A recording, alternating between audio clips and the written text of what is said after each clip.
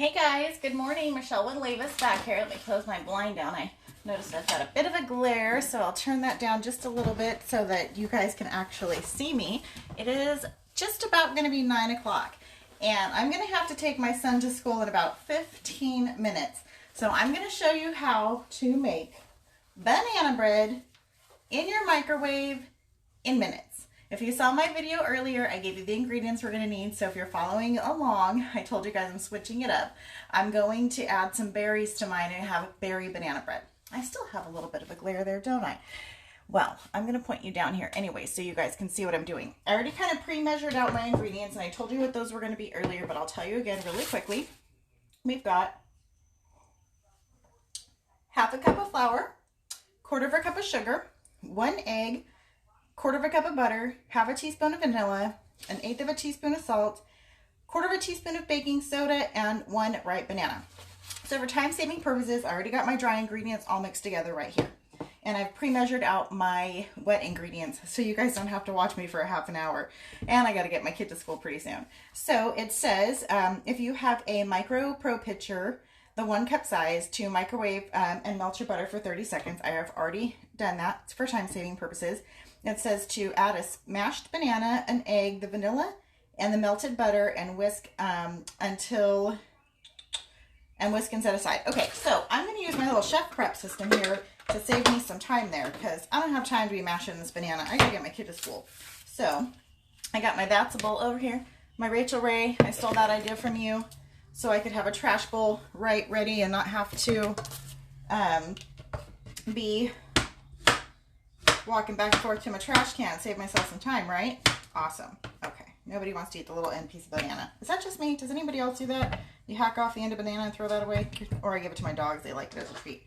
All right. So I'm just going to get all my fruit in here and save myself some time.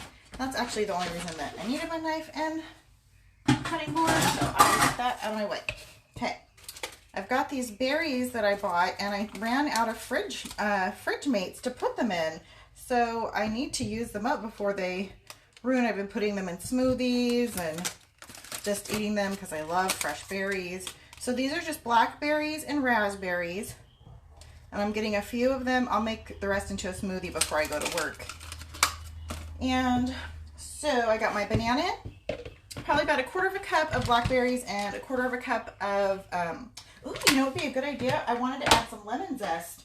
So this would be a good place to add my lemon zest. So I have, if you have seen my posts earlier, this is actually on sale, you guys, for a really good deal. I believe it's only $29. The zester and lemon juicer. Oh my gosh, you guys, this is the most fabulous one I want to do. That's one, like my next demo when I have time. I have this old clunky one here. I want to do a side-by-side of how well this one works and how I thought this one was working really well, but is actually not. This one, when you squeeze out a lemon, and if I have time, which I might have time after I get this actually in the microwave, to show you guys, I'll do a little comparison so you guys can see how well this zester works. Well, you'll see that part, but how well the juicer works. It's insane. Okay, so I got my juice there. Normally when you guys use a microplane, you're having to scrape off all of your lemon zest, right, to try to get it. Well, check this out. Can you guys see that? All my zest went right in there. Now there is a little teeny bit right there, but then I just dump it right out. I'm not like looking all over my counter going, where did my lemon zest go? And trying to scrape it off the microplane, cutting yourself. It's so awesome. Also, the bottom side of this is not sharp. So if you have a little bit in there, it's really easy to get out. It's just so user-friendly, you guys. I can't even express to you how user-friendly this is. And it is on sale right now. If you click the link on my VIP page, you guys can go right to it under the current specials tab. If you go and just click shop, it's under the current specials.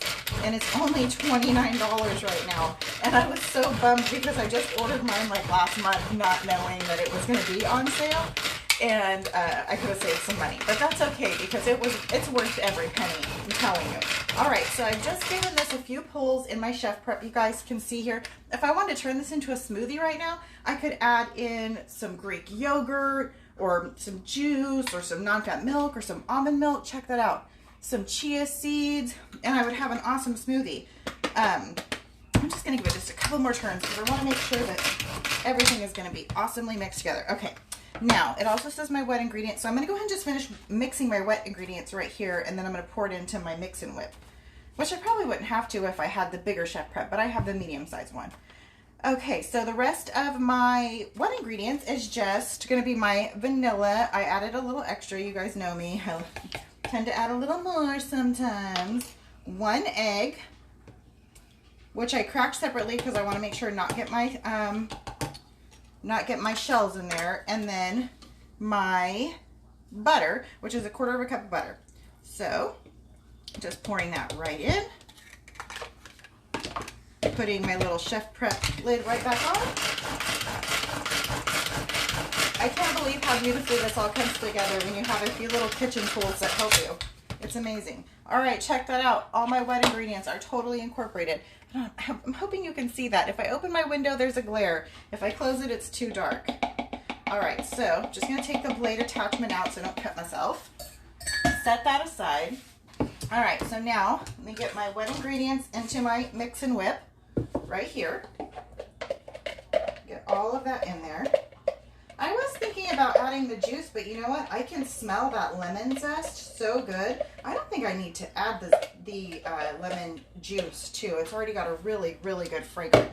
So I won't add the juice. But I will show you guys after I get this into... Oh, also, you guys, I have to say, pre-disclosure, I used a sugar substitute because I just, I can't have too much sugar. So I used a, I won't tell you the brand, but a sugar in the raw, actually, I'll keep that here so I don't get my counter dirty. A sugar in the raw substitute. I had gastric bypass surgery in 2004. And ever since then, I don't... Okay, so I got my lid on my mix and whip. Wanted to tell you guys what I'm doing. And I've got it on the level 1 gear, so it's easier to mix. So anyway, ever since I had my gastric bypass surgery in 2004, I can't have a lot of sugar. If I have too much sugar, I feel like I gotta go lay down, like I'm gonna pass out. All right, let me just get that going. You know what? I might need to add a little wet ingredients. I know that banana bread's supposed to... Look at that, me throwing things around this morning. Why, you're supposed to pull it off by the lid attachment. Oh, actually, well, duh, it's already mixed. I don't need to do anymore. Anytime you're mixing a cake or breads or even hamburger meat or any kind of ground meat, you don't want to over-mix your batters or meats because then they're going to get tough, and nobody wants tough meat or tough batters. That's gross. And it just doesn't feel good when you're eating it. You want soft, fluffy. So I'm just going to go ahead and just scrape the sides, make sure everything's well incorporated. You guys can see that, hopefully. It's just come together. Banana bread's supposed to be a bit thicker, and we didn't add all of the banana bread, right? We added berries. So sometimes if you have ripe bananas, then your batter's a little bit more mushy, and that's okay because banana bread's supposed to be a bit sticky. Okay, I told you guys we're going to do it in the microwave, right? I got my Micro Pro Grill here. I've got my Micro Pro Grill ring. Let me put this down, I'll show you. So Micro Pro Grill and the ring. This you have to buy separately. I think it's only about 20 bucks, but so worth it. Also, it's already non-stick. I don't need to add any extra fat, any butter. Plus, we have butter already in our batter. If you wanted to use a different option other than butter, you could certainly use, I can't believe it's not butter. You could use coconut oil. You have to have some kind of oil in your baking, but there's some really great substitutes if you're trying to make this a little healthier. You could probably use almond flour instead of regular flour if you're trying to be like gluten-free. I know fruit breads are not necessarily keto, but if you wanted to make it healthier and less carbs, then you could certainly use an alternate flour, paleo flour, almond flour. They make so many options. Now, there's even like a cauliflower option. I should save this bowl right here so I can show you guys the difference in the lemons here in just a second. All right, so I'm just gonna spread it around. Make sure it's evenly spread out in there. Oh my gosh, it smells so good already. Adding the lemon zest to this was definitely a win-win, you guys. It smells so fragrant. All right, so got it like this. You can see everything spread around. Now I'm gonna take my top And there's little arrows on the top. I try to show you guys on camera, but you guys can't really ever see them. There's little arrows. One of them is for a grill setting, and you can tell on the little arrows, and one of them is for a casserole setting. We want to use the casserole setting because that's going to turn this into an oven. So if I had the grill setting, sorry, let me move this out of the way. On the grill setting, it's going to sink all the way down because it's going to press whatever you're cooking down, because this is a plate too. So we want it to be in the casserole setting. So you're going to see that on both sides, or I can like put my finger right there, it has air. So this says in the micropurine, yada, yada, yada, place the casserole on and go to 10 to 12 minutes. All right, great. So my microwave is probably going to need about 11 minutes. It's a little bit older. So, oops. All right, you guys, I've got that in for 11 minutes now. I should have kept my cutting board out here. Let me just grab it back really quick so I can cut this lemon and show you. Let me just wipe it off really quick. This lemon juice, because you guys are going to be so impressed. And I won't make you guys stick around for the entire 11 minutes unless you just want to, but I'll probably just clean up my dishes. Okay, so first I want to show you. Let me bring this over here. This is the cheap juicer I got from, I don't know, probably one of the big box stores that everybody knows about. And if you have one of these and you've been putting your lemon in this direction, you've been doing it wrong all of this time. I'm sorry to tell you. You want to flip it over like this and close and squeeze your lemon juice. And I got a good amount of juice out of that, right? So I was thinking all these years like, oh, look at how great that is. I got so much lemon juice out. Until I got my Tupperware one. And I'll open this up in a second and show you why I thought for years I had a really good juicer, but I don't. So same premise with this juicer. You don't put it in like that. You put it in upside down like this. And then same thing. Oh, look at all that good lemon oil. It smells so amazing in my kitchen right now, you guys. So same thing, look at, I squeezed out all that good juice. Probably about, way more juice. I should have put a measuring cup here, you guys. Oh my gosh, I always think about stuff after I do it. Now, what I want to show you, I'm going to do a side-by-side of these two lemons. Check this out. This lemon with my Tupperware one is completely inverted. I've gotten every single ounce of juice you can get out of this lemon. Completely turned it all the way inside out. This lemon, which I thought for all the years that I had it, was getting a ton of juice out. Look at this. Just kind of smashed it. I just smashed it, you guys. There's so much more juice in this lemon that I didn't get to have because it just smashed it. Where this one is completely, you guys can see side by side, completely pushed and inverted. This thing is giving me so much lemon zest and so much lemon juice in one tool, and it's on sale right now, you guys. Like I said, I was so bummed. I was like, wait, what? I just bought mine like a month ago. Why didn't I know about that? I should just throw this right here in the garbage hole too. I don't even need that thing anymore, right? Get rid of it. But yeah. And then I saw they did the flash sale yesterday, which I was so excited about, because if you guys have seen any of my other demos, you guys know, oh, I gotta get the seeds out too. That's what I love too. No seeds are getting in my food. Actually, I think I'll save that juice and add it to my smoothie too. I'm gonna use up those other berries. So hey, double duty right there. So anyway, yesterday there was a flash sale that popped up, and I was like, oh wow, check that out. And then I was like, oh, the Zester and Lemon Press is on there. And I was like, if I would have waited 1 month. But you know what? I've gotten so much use out of it already since I've had it that I absolutely love it. Anyway, back to my stat cooker, which actually I keep it right here on my counter now, you guys, because I literally use this just about every day, if not every other day. Before I go to work, well, I've got to run my son to school here in just a few minutes. So we have 7 minutes on our break. 7 minutes, son, then we'll leave. So I got to take my son to school here in just a few minutes, but when I come back, I'm going to go ahead and prep my dinner. I have to be at work at noon.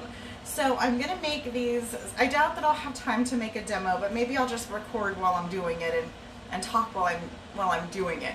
Because really, if I'm just working really fast and not trying to record and make a video, I can get everything prepped and ready probably within 10 minutes, have it in my microwave, turn the microwave on, and go get ready for work. And when I come back, I'm going to have dinner ready. So my plan is, if you've ever been to the Eagles Lodge before COVID happened, and we used to have these really cool like turkey shoots and outdoor events, I did a lot of the cooking, and one of the things that I would make would be these beef dip sandwiches. And if anybody really wanted to know how I make them, because they always ask, I'm like, it took all night. It took me all night. I had this big roaster, and I'd be roasting this beef all night long with all of the ingredients, which is basically golden mushroom soup, French onion soup, some beef stock, but I'm going to use chicken stock today because that's what I have in my refrigerator left over from the other day when I did my teriyaki. No, did I use it for that? I used chicken stock for something. I don't know. I cook so much I forget sometimes. Anyway, I have some open in my refrigerator and I need to use it up. So it's like I said, if you want to make this, I'm just using some, let me pull it out of my refrigerator. 1 second.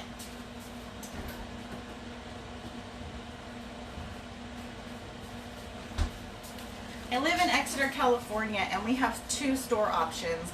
And I normally don't try to say the names of stores, but there's Arden Market, which is really great if I want to get some really awesome Asian ingredients, Mexican ingredients. They have a lot of international stuff, and I like to cook all kinds of food. So I either go there or I go to Save Mart. Save Mart, usually, I'm doing a commercial for them right now, sorry. They usually have like 5 for $5, and you can go in there and pick like 5 different meats for $5 each. Well, they had these little beef chuck tender steaks like this, see? So I got 2 of those, so 4.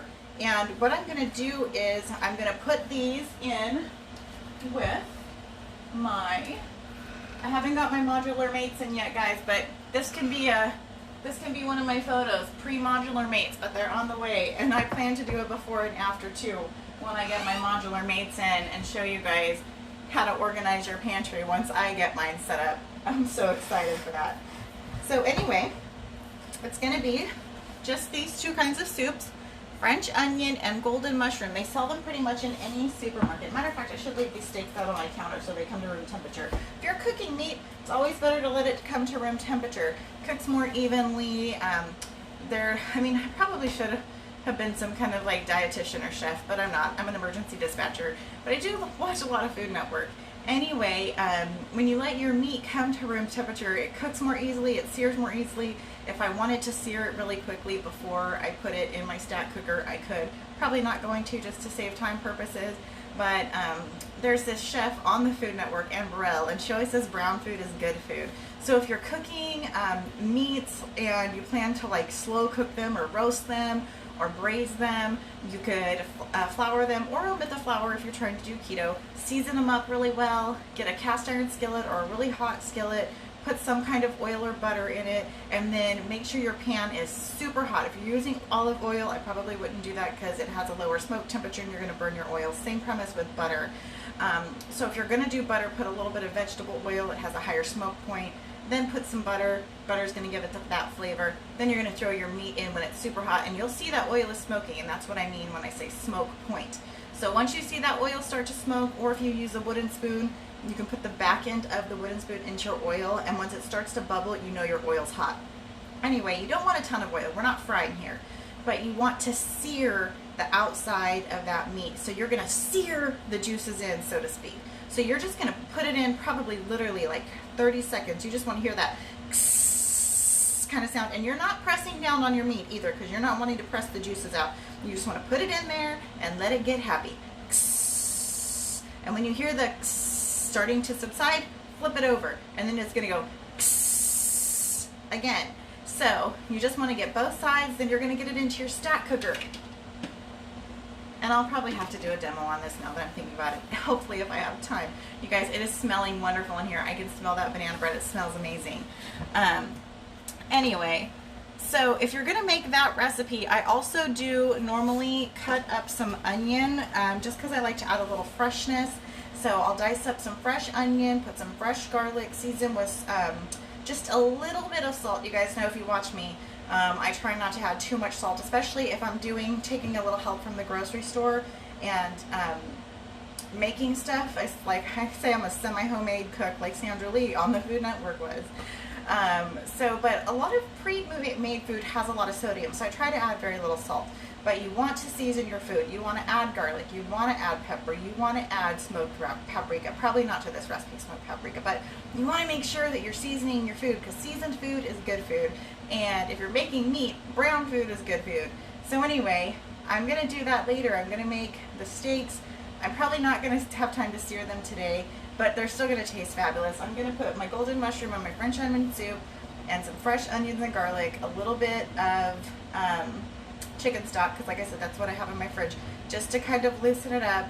I think on the bottom, I was going to try to do mashed potatoes if I have time, so I'll have to just see that if I have time or not. If not, I'm probably going to do some pasta on the bottom or maybe some rice. And then I'll have to do some vegetables, so I'm going to take my lid and flip it over and do a vegetable layer, because that's how my mama taught me and my daddy taught me. You got to have a meat, you got to have a starch, and you got to have a vegetable. So to this day, that's pretty much how I plan my meals. Whatever we're eating, we have meat, starch, and a vegetable. And as I've been doing Weight Watchers, I've been trying to do a lot more vegetables and a lot more starch. But my husband and my son are definitely meat and potato men. They like to have their meat and their starch, very little vegetables. So I try to sneak them in where I can. Hence the adding onions to the smothered, I'm calling it smothered steak in this case. But I do have another recipe that I made. Let me just type, 6 seconds. Called smothered pork chops, and that's also on my YouTube channel under Michelle Wood-Levis. So if you want to look that up, it's the same premise. You can use chicken and do like a cream of chicken soup or cream of celery soup or something like that. Does it say I need to let this rest? I better check that. Remove from MicroPro Grill, allow to stand for 5 minutes before unmolding. Well, I'm not going to make you guys stand here for 5 minutes before I unmold it, but I will at least show you what it looks like, because I got to get my son to school. All right. Oh my gosh, it smells so good. So good, you guys. I can smell the berries. I can smell the lemon. Oh my gosh. Oh yes, perfectly browned on top. Now, this is going to be very hot. Do not set it on your counter. Use pot holders. Look at this, you guys. It's a beautiful purple color from the berries. We put blackberries and raspberries. I wish I had better light so you guys could see. I'll try to take a picture and post it, and then I'll try to take a picture when I unmold it. All right, I've got to set this here for now though, because I got to get my son to school. Thanks for watching, you guys. I'm going to try to do some more live demos so you can follow along, and I will also post this on my YouTube channel so that you can come back and watch it later if you didn't have time to watch it now. You guys have a blessed day. I got to get my son to school.